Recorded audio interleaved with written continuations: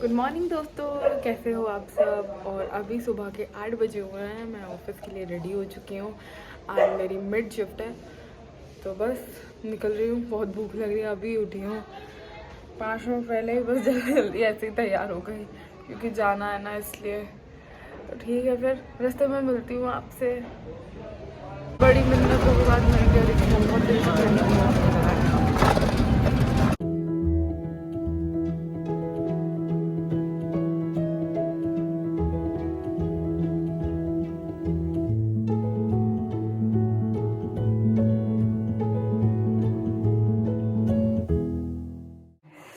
Finally room पे आ चुकी हूँ।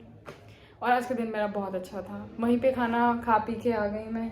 और यार मुझे आज अपना काम जल्दी जल्दी ख़त्म करना पड़ेगा, वीडियो एडिट जल्दी करनी पड़ेगी और शेयर भी जल्दी जल्दी करना पड़ेगा क्योंकि कल मेरा एग्ज़ाम है और मुझे उसके लिए भी पढ़ाई करनी है क्योंकि मुझे कुछ भी नहीं पता। इवन मुझे ये भी नहीं पता मेरा सब्जेक्ट कौन सा है और कल क्या पढ़ना है, क्या मुझे समझ नहीं आ रहा। तो खैर ये सब बात की बातें हैं। आज पता है मैंने एक खासी चीज़ सुनी, आपको बताऊं। एक फ़िश है, पता है, अटलांटिक ब्लूफिन टूना। ये पता है ऐसी फ़िश है ना, ऐसी फ़िश है, इतनी ज़्यादा कॉस्टली फ़िश है ना, क्या आप अंदाज़ा भी नहीं लगा सकते। जो लोग फ़िश खाने का शौक़ रखते हैं उनको शायद मेरे ख्याल से इसके बारे में पता होगा कि ये फ़िश कितनी ज़्यादा एक्सपेंसिव फ़िश है। और आपको एक बात बताऊँ, ये ना अब बैन हो चुकी है गवर्नमेंट के थ्रू। ये बैन हो चुकी है। अब गवर्नमेंट अलाउड नहीं करती है मछुआरों को कि वो ये वाली फ़िश को पकड़ें और सेल करें। हालांकि मछुआरे आज भी ये सोचते हैं कि अगर ये ब्लूफिन टूना फ़िश मिल जाए तो ये लोग उसको सेल करके ना, मतलब काफ़ी पैसे कमा लेते हैं। ये इतनी ज़्यादा एक्सपेंसिव फ़िश है। और अब तो वैसे ये अटलांटिक फ़िश है और अब तो हालांकि ये लुप्त होती जा रही है तो इसलिए बैन ही कर दिया है गवर्नमेंट ने। बाकी ये बहुत ज़्यादा एक्सपेंसिव फ़िश है। मैं आपको बताती हूँ इस फ़िश के बारे में, कुछ आज मैंने पढ़ा था तो मैं आपको वो सारी चीज़ें डिटेल में बताती हूँ। तो मैं यहाँ पे अभी 2019 की बात कर रही हूँ, जो उस समय पे ये फ़िश, टूना फ़िश जो ये होती थी 2019 में 2.5 मिलियन रुपीज़ की होती है, वो भी फॉरेन में। और दूसरी बात ये है कि इसका वेट होता है 218 किलोग्राम इसका वेट होता है। और ये जो टूना फ़िश होती है ना, ये बहुत ही ज़्यादा टेस्टी होती है। मैं तो फिर नॉनवेज हूँ ही नहीं हालांकि, लेकिन ये बहुत ज़्यादा टेस्टी होती है, ऐसा मैंने सुना है। इसमें बहुत ज़्यादा न्यूट्रिशन और प्रोटीन होता है, ऐसा मैंने सुना है। मैं खाती नहीं हूँ और मुझे बिल्कुल बिलीव नहीं है कि नॉनवेज में प्रोटीन और विटामिन या जो भी होता होगा, लेकिन जो लोग खाते हैं उनके लिए होता होगा, मेरे लिए नहीं है। मैं नहीं मानती ऐसा। मेरे लिए वेज खाना बहुत ज़्यादा टेस्टी भी होता है और साथ ही साथ फ़ायदेमंद और सेहतमंद भी होता है। तो जो लोग नॉन वेजिटेरियन हैं, मैं उनके लिए ये बात कर रही हूँ।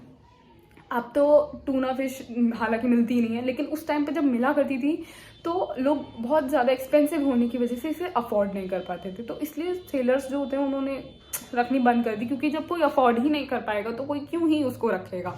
दूसरी बात, भारत में इसकी कीमत बताती हूँ कितनी है। तो भारत में इसकी कीमत, मैं 2019 का ही आपको इसका बजट बता रही हूँ कितना होता है। इसका था उस टाइम पे 25,86,05,135.25, मतलब 25 पॉइंट के बाद कोई भी संख्या होती है तो वो जोड़ के नहीं बोली जाती, अलग अलग बोली जाती है। तो 25 करोड़। तो आप इसी हिसाब से अंदाज़ा लगा सकते हैं कि ये कितनी ज़्यादा एक्सपेंसिव फ़िश है। और दिखने में काफ़ी खूबसूरत होती है ये फ़िश, ब्लू कलर की होती है, जैसा कि आपको नाम से ही दिख रहा होगा, ब्लू फिन। तो ब्लू कलर की होती है और सबसे ज़्यादा तेज़ तैरने वाली मछली होती है ये। और एक खास बात और है इसकी, ये 3 मीटर लंबी होती है। और इसकी एक खास बात और है, ये सिर्फ 250 किलोग्राम तक इसका वेट जो है वो बढ़ सकता है, ठीक है। और आपको पता है ये सबसे ज़्यादा लोकप्रिय फ़िश होती है जो कि अब लुप्त हो रही जा रही है। तो सरकार ने इस पर बैन लगा दिया और मछुआरों को सख्त हिदायत दी है सरकार ने कि अगर किसी को भी ये टूना फ़िश जो है पकड़ में आ जाती है गलती से तो तुरंत उसको छोड़ दिया जाए समुद्र में, वरना अगर उन्होंने ऐसा नहीं किया तो उस पर चार्ज लगाया जाएगा, उन पर फिर सख्त कार्रवाई भी हो सकती है। तो इसलिए अब कोई भी अपने पास ये फ़िश नहीं रखता है। आज ये खबर मैंने पढ़ी, मतलब फ़िश देखा मैं, मतलब इतना इंटरेस्ट नहीं होता फ़िश में मुझे, लेकिन मैंने देखा और मतलब फिर मेरे को मन हुआ, क्यूरियोसिटी बढ़ती गई इसे पढ़ने की, तो फिर मैंने सोचा यार अपने दोस्तों से भी डिस्कस कर ली जाए। दिल्ली का एक इलाका है आज़ादपुर, वहाँ पे एक गाँव टाइप का है जिसका नाम लाल बाग है। वहाँ पे LPG सिलेंडर फटने की वजह और इस दुर्घटना में 5 लोग घायल हो चुके हैं। हालांकि कोई मरने जैसी अभी खबर नहीं आई है, कोई मरा तो नहीं है, लेकिन हाँ 5 लोग घायल हो चुके हैं और वो हॉस्पिटल में एडमिट हैं अभी, सरकारी अस्पताल में, ICU में। और एक बहुत ज़्यादा अच्छी खबर आपको सुनाने वाली हूँ, अच्छी उन लोगों के लिए जो लोग सोनू सूद के फैंस हैं। तो सोनू सूद की बहन जो है वो पंजाब इलेक्शंस में खड़ी होने वाली है अब की बार 2022 इलेक्शंस में। और जैसा कि मुझे समझ में ही आ रहा था, ऐसा मैं बोलूँगी नहीं, मैं किसी की बुराई नहीं कर रही, मैं सिर्फ एक चीज़ बोल रही हूँ कि मुझे लग ही रहा था सोनू सूद इतनी हेल्प कर रहा है सबकी। इवन जब वो इवेंट्स में होता है या शोज़ में होता है तो उसने कोविड के टाइम पे सब लोगों का कॉल रिसीव किया, जहाँ पर ज़रूरत थी ऑक्सीजन सिलेंडर की या दवाइयों की, वैक्सीन की, उसने वो सब अवेलेबल कराया। तो मुझे लग ही रहा था कहीं ना कहीं इसके पीछे पॉलिटिकल रीज़न हो सकता है, और शायद उसी के चलते, पॉलिटिकल रीजंस के चलते, क्योंकि उसके जो लोग होंगे, दुश्मन टाइप कह सकते हो, दुश्मन तो हर किसी के होता है, जब आदमी आगे बढ़ता है तो दुश्मन ही वो लोग होते हैं जो उसका पैर खींच के उसे नीचे लाने की कोशिश करते हैं। तो शायद जो उसके घर पे रेड पड़ी थी वो उसके दुश्मनों ने ही पड़वाई हो ताकि वो इलेक्शंस में खड़ा ना हो सके। और मुझे ऐसा लगता भी है कि वो खुद अभी इलेक्शंस में खड़ा नहीं हो रहा है, खुद अभी मतलब कोई पार्टी ज्वाइन नहीं कर रहा है, इसीलिए उसने अपनी बहन को आगे बढ़ाया है पहले। तो पंजाब इलेक्शंस में उसकी बहन खड़ी हो रही हैं, वो उनका नाम मालविका है, वो पंजाब के विधानसभा चुनाव लड़ेंगी अब की बार। तो देखिए क्या होता है, आगे आगे देखते रहो। पता है सारे जितने भी है ना, सब कोई, गौतम गंभीर देख लो, सिद्धू बाजी को देख लो, है ना, हमारी स्मृति ईरानी को देख लो, आधे से ज़्यादा लोग सब बीजेपी में घुसे जा रहे हैं। कुछ वो हो गए साउथ के एक्टर वगैरह, ये सब पॉलिटिक्स में घुसे जा रहे हैं। सारे कितने सारे एक्टर एक्ट्रेसेस पॉलिटिक्स को ज्वाइन कर रहे हैं यार। कल जैसा कि मैंने आप सबको बताया था कि भारत रत्न मिला है हमारे एथलीट्स को, तो उसमें एक एथलीट थे कृष्ण, जिनकी माता जी का देहांत हो गया शनिवार को।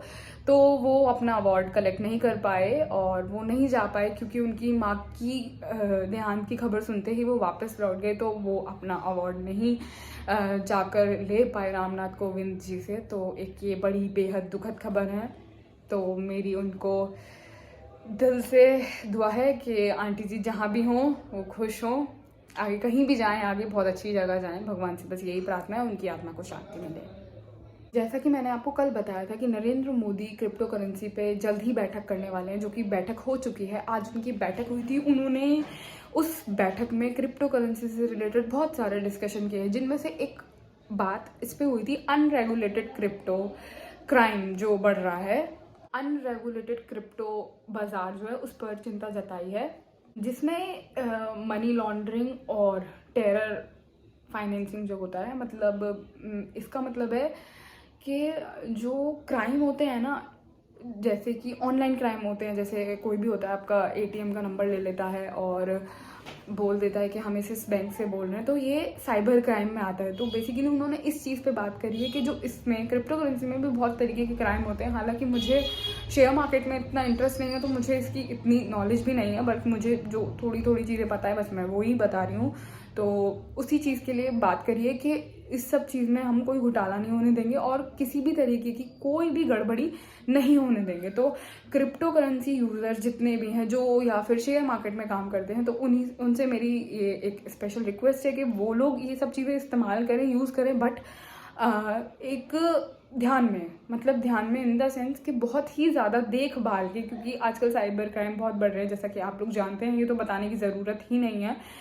तो इसीलिए आप लोग अपना जो भी ये यूज़ करते हैं क्रिप्टो करेंसी या शेयर मार्केट में जो भी इन्वेस्ट करते हैं, तो बहुत ही ज़्यादा देखभाल के आप इन सब चीज़ों को यूज़ करें। तो नरेंद्र मोदी ने यही बोला है कि इसमें कोई भी तरीके का क्राइम हम बिल्कुल बर्दाश्त नहीं करेंगे और उस पर कड़ी से कड़ी नज़र रहेगी खुद प्रधानमंत्री मोदी की।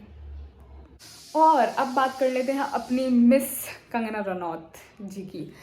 आप तो जानते ही हैं, उनको तो लाइमलाइट में रहने की आदत है। कंगना रनौत जी तो बिल्कुल फेमस हो चुकी हैं, उनके लिए कई सारे इलाकों में, कई सारी जो जिला हैं, प्रदेश हैं, उन जगहों पर उनके लिए एफआईआर दर्ज हो चुकी है। और पॉलिटिशियंस तो उन पे कीचड़ उछालते हैं, जैसा कि आप लोग जानते ही हैं। उन्होंने जो हमें भारत को आज़ादी मिली है ना, उसको बोला है कि भीख में मिली हुई आज़ादी। अरे यार, इतना बड़ा स्टेटमेंट आप कैसे दे सकती हो मैडम? अगर आप बोलोगी भीख में मिली हुई आज़ादी तो ऑब्वियसली आप पे ऑब्जेक्शंस उठाए जाएंगे। और कुछ लोगों ने तो इसकी भी मांग करी है कि पद्मश्री जो उनको मिला गया है वो अवार्ड छीन लिया जाए उनसे। तो कंगना रनौत के बारे में तो क्या ही बताऊँ आपको, उसके बारे में तो ऐसा है कि ना भी बताऊँ ना तो ही अच्छा है। वो तो ऐसे ऐसे काम करती है ना, बस क्या ही बताऊँ। खैर, आज की ये कुछ बहुत बड़ी बड़ी खबरें थी जिन पर मैंने आपकी नज़र डालने की कोशिश करी है।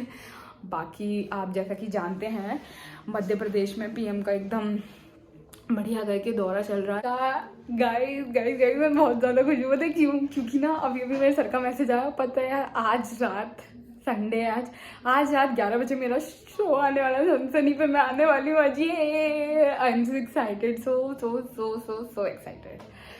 So guys please please please please आप लोग मेरा जाके शो देख सकते हैं। आज सनसनी आने वाला है 11 बजे।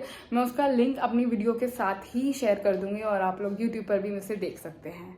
सो ठीक है, आपको बहुत अच्छा लगेगा। तो ठीक है गाइज, मुझे पढ़ना भी है सब, तो इसलिए बाय बाय गाइज। अगर आपको मेरा ये ब्लॉग अच्छा लगा, मेरी खबरें अच्छी लगी तो प्लीज़ इसे लाइक करें, कमेंट करें, सब्सक्राइब करें और ज़्यादा से ज़्यादा शेयर करें। बाय।